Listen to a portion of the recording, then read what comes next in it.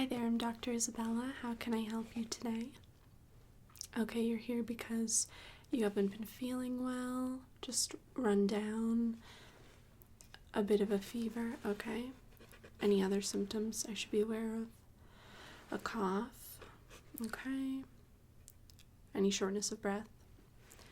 A little, not really. Do I think you have the coronavirus? Most likely not. I will do a COVID-19 test on you, but most likely it's probably just your run-of-the-mill cold, a bit of a fever. I wouldn't panic, okay? But we will do a test because you never know, but just rest assured that you'll be okay, and most likely it is not COVID-19, okay? And I am taking this time with all the patients that I've been meeting with today to just kind of run through some basic information. You know, the world is panicking quite a bit right now, and there is a lot of false information out there, and people are taking preventative measures that really aren't doing anything for them. So I just want to make sure my patients aren't, unnecessarily changing their lives around or taking preventative measures that really aren't doing anything to help them.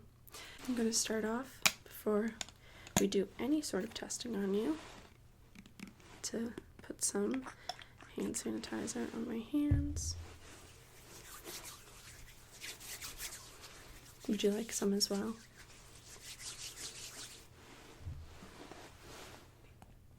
I know, hand sanitizer is like gold right now. Everyone is trying to get their hands on some. But hand sanitizer is good if you do have that in your house. If your store, local supermarket, local CVS or whatever is sold out of it, do not panic, do not worry. Any hand soap will do.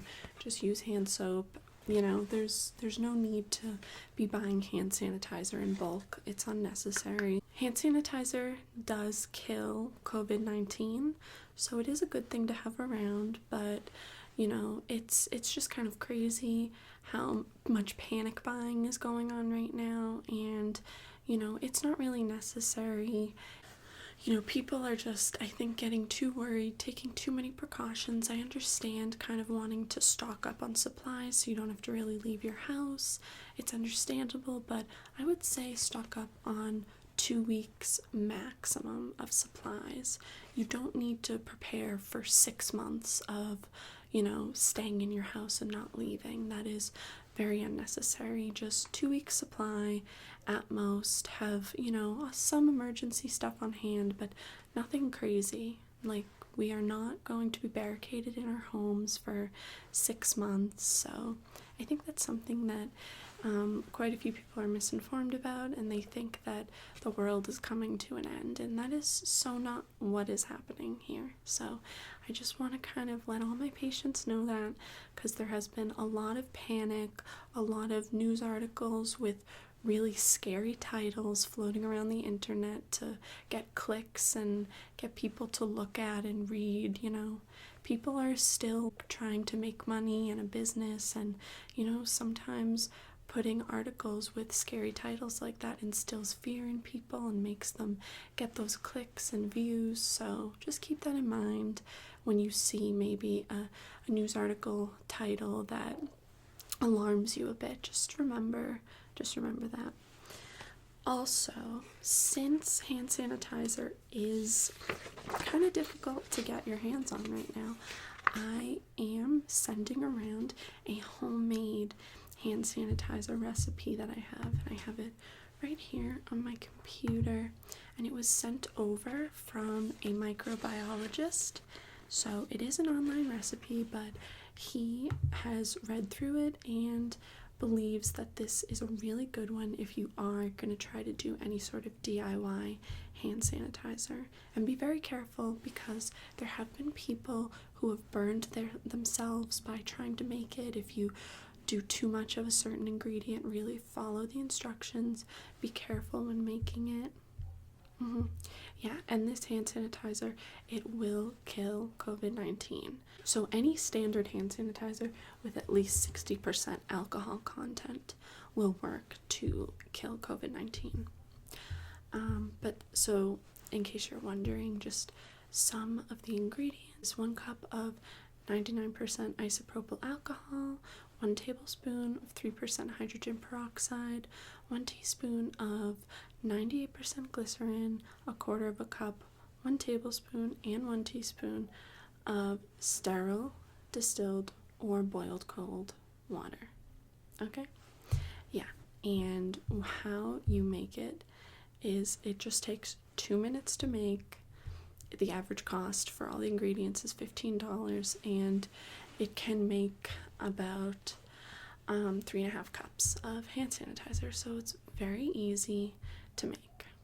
So in case you want it before you leave, make sure to check out my description box below with the link to the recipe, and that's where you can get it if you are interested in making your own hand sanitizer.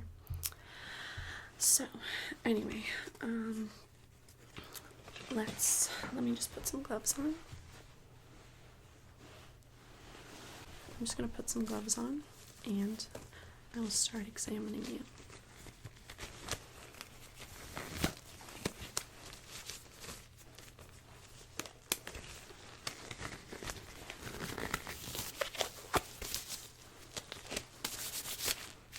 Okay, so first I'm actually going to take your temperature, kind of run it across your forehead.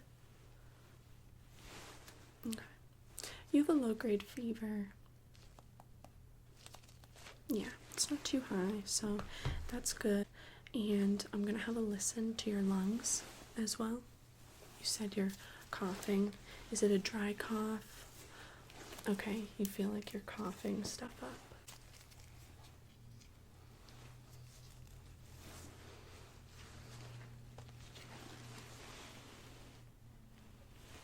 Okay, so just breathe in, breathe out, breathe in, breathe out, breathe in, breathe out, breathe in, breathe out. Okay, good. Your lungs sound okay. I don't really hear any wheezing, or it doesn't really sound like they're too congested, just a little. And did I ask you, when did you first start feeling sick? Okay, about 3 days ago. And is this the worst day? Okay, yeah. And worst. Okay. Okay. And I'm sure you're familiar with the testing for the virus, are you? So I'm just going to be swabbing your nose and the inside of your mouth, and I'll be sending that to the CDC, and they will check it out. But first, let me just take a look at your eyes.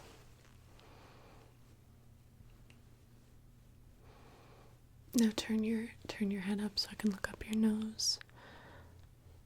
See any inflammation? Okay. Now open wide. Say ah. Okay. Okay. Okay, very good.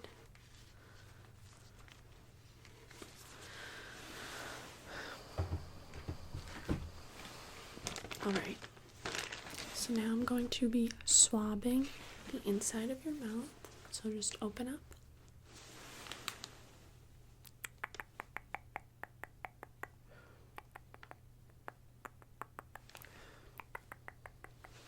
Okay. And I'll be putting that in my sterile bag. Now, your nose, just swab a little.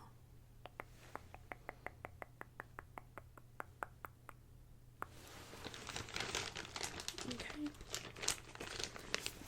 Put that in another bag.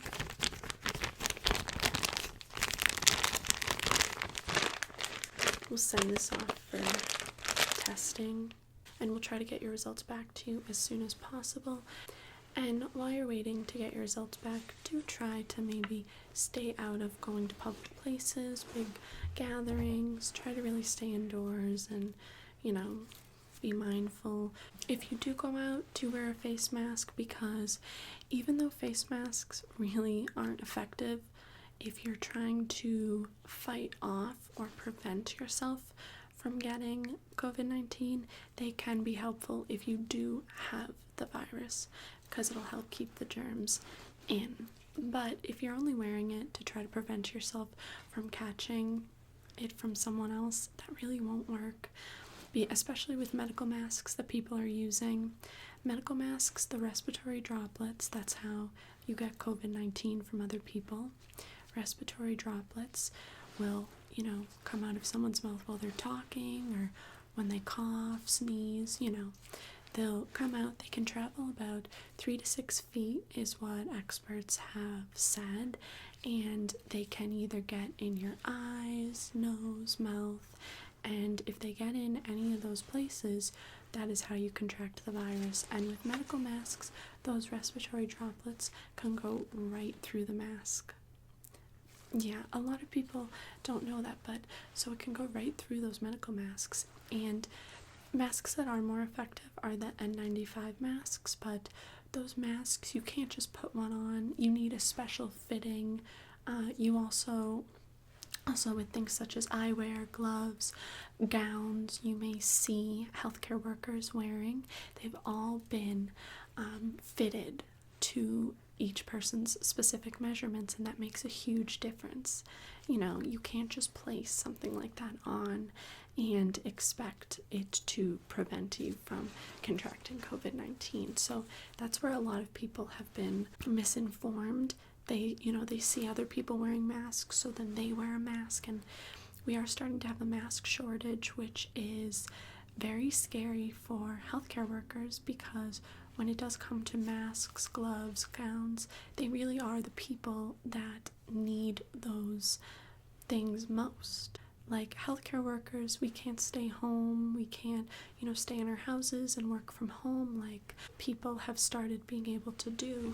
We have to still come to work because we're trying to help people, get better from COVID-19 and help things from spreading. So we need our protective gear while doing that. So it's just important to not panic buy, not buy stuff you really don't need. Just keep that in mind.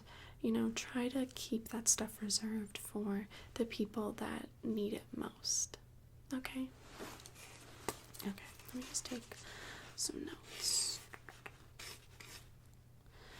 Also, this is something that's good to know, is that when respiratory droplets travel out of someone's mouth, if there is not a person or a surface nearby for them to kind of cling on to, the droplets are believed to just fall to the ground, which is actually really good, because sometimes droplets for other viruses can hang out in the air for longer periods of time. So it's good to know that if they don't have anywhere to go, they will just fall to the ground. And when it comes to how long the virus can stay on surfaces, we have had varying reports. Some people have said it's only about 4 hours. Some people have said up to 9 days. So keep your counters clean. Try not to touch public surfaces. Those are some protective measures you can take. Be mindful of when you do touch surfaces of then going to touch your face, because it actually is crazy, but we touch our face up to 23 times per hour, which is that's the average person touches their face that much. I mean, look, I just fixed my hair and did it without even thinking about it. So just try to be mindful of touching your face and washing your hands before you do touch your face, and that is another great protective measure. Okay?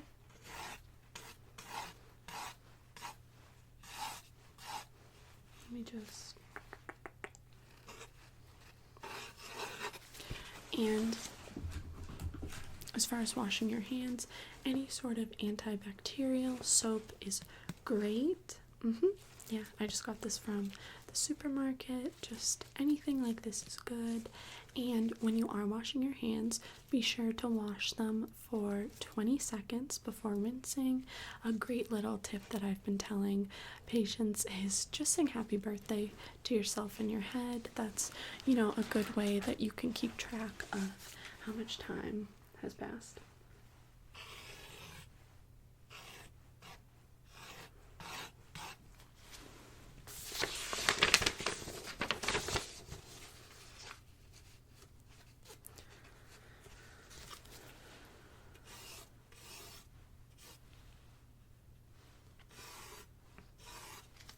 So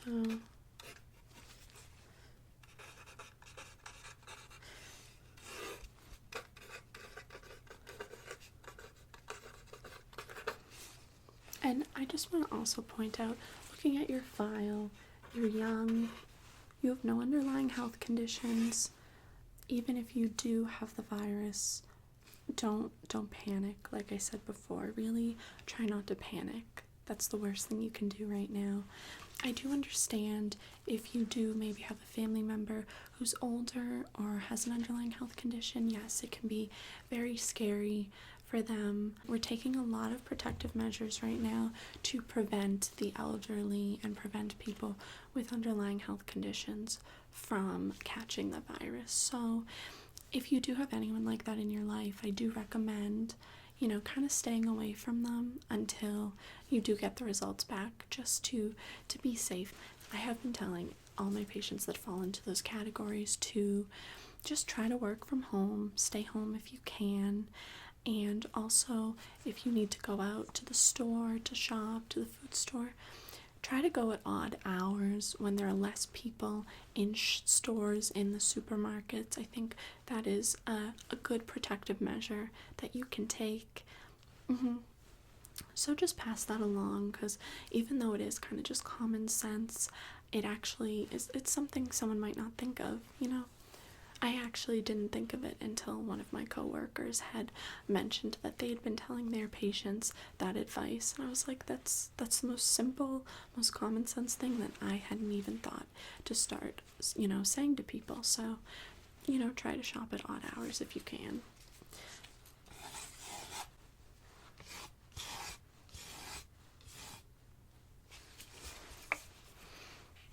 But yeah, just don't panic. We'll get the results back to you as soon as we can. And yeah, just take care. Try to incorporate all the protective measures that I shared with you if possible. Okay. And let me know if you end up making that hand sanitizer recipe and how it goes. Okay, take care. Bye. Hi, this is Dr. Isabella. I was just calling to let you know that your test results came back and you were negative for COVID-19. Yeah, so just a cold, nothing to worry about. I hope you feel better. Oh, you've already started feeling better? That's good. Okay, I'm so glad. And yeah, still pass along those protective measures to any family members you think might need them. But yeah, this is good news. Okay, take care. Bye-bye.